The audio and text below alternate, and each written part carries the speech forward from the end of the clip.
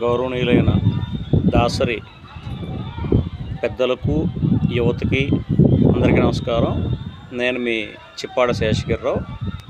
ఏదైతే మన సామాజిక వర్గంలో ఒక కథలకు వచ్చిందో, పుణ్యగిరి దేవస్థానం యొక్క చైర్మన్ అనేది దాసరి సామాజిక వర్గ సభ్యులకు ఇవ్వాలని చెప్పేసి ఒక నినాదంతో నిన్న గౌరవ మన ఎమ్మెల్యే కోళ్ళ లలిత కుమారి గారిని కలిసి సుమారు ఒక 50 మంది పెద్దలు, యువకులు అందరూ వెళ్ళి ఒక వినతిపత్రం ఇవ్వడం జరిగింది.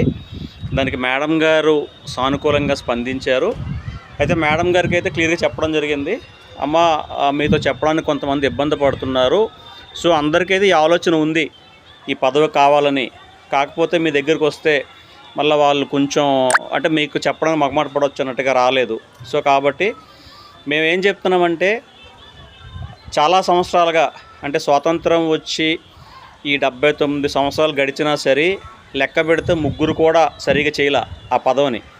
సో కాబట్టి ఈ గ్రామ దేవత ఎవరైతే ఉన్నారో దారగంగమ్మ, దానికి అనుంశిక పూజారి అనేది దాసరి సామాజిక వర్గం నుంచే కంటిన్యూ అవుతుంది. సో ఒక పూజారిని మార్చడం జరగదు.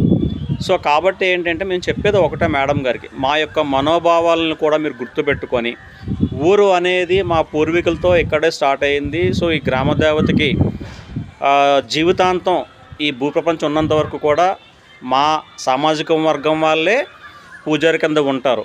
కావున గౌరవ ఎమ్మెల్యే గారు ఈ విషయాన్ని ప్రత్యేక శ్రద్ధ పెట్టి పునరాలోచించి దాసరి సామాజిక వర్గానికి ఏ విధంగా ఈ పదవి ఇవ్వాలి అనేది ఆలోచించాలి.